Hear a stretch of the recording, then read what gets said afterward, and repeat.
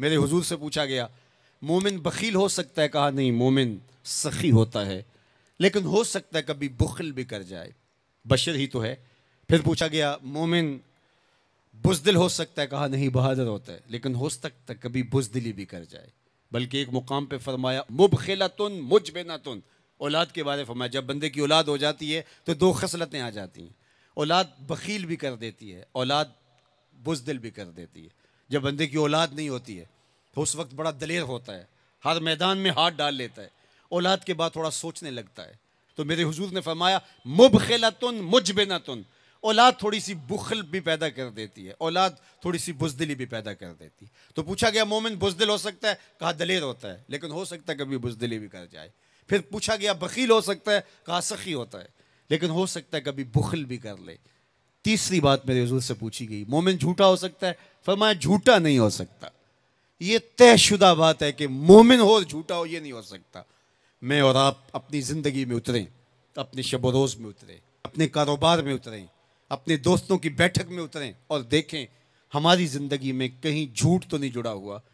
میرے حضور نے تو مومن کی شان بیان کی کہ وہ جھوٹا نہیں ہوتا، اور میرے حضور کا نمایاں وصف صادق اور امین ہے، جس کو کافر بھی مانتے تھے۔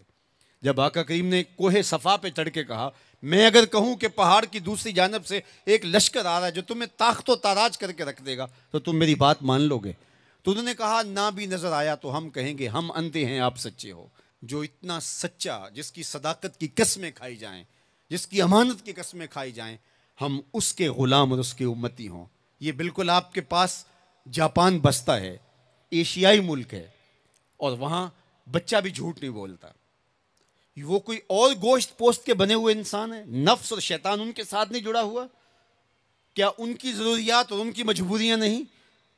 لیکن وہ جھوٹ کیوں نہیں بولتے؟ ان کی ماں نے بتایا بیٹے جھوٹ نہیں بولنا، ان کے باپ نے بتایا بیٹے جھوٹ نہیں بولنا، ان کے استاد نے اسکول میں بتایا بیٹے جھوٹ نہیں بولنا۔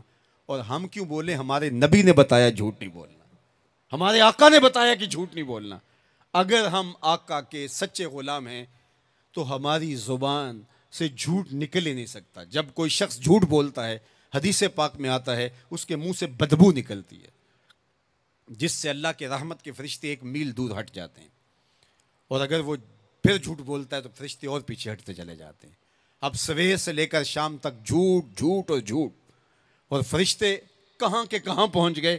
رحمت کے فرشتے تو نیڑے ہیں ہی نہیں، تو پھر کاروبار میں بھی بے برکتی ہوگی، گھر میں بھی بے برکتی ہوگی، اس دواجی زندگی میں بھی تلخیاں ہوں گی۔ پھر ہم بھاگتے ہیں عاملوں کے پاس، اس نے کہا شکر ہے تو وقت پہ آ گیا ہے ورنہ تعویذ چل جانے تھے، تیرے اوپر تو کسی نے ڈاڑے تعویذ کیے ہوئے ہیں۔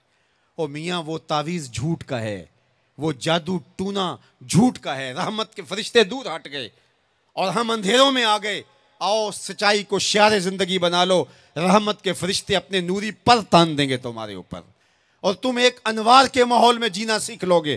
میرے حضور علیہ السلام کا بتایا ہوا دین، میرے حضور کا دیا ہوا شعار حیات، میرے حضور کے دیے ہوئے انداز زندگی، وہ اختیار کر کے ہم ایک پاکیزہ ستھری طیب اور صاف زندگی گزارنے کا تصور حاصل کر کے ایک خوشگوار زندگی جینے کی کوشش کریں۔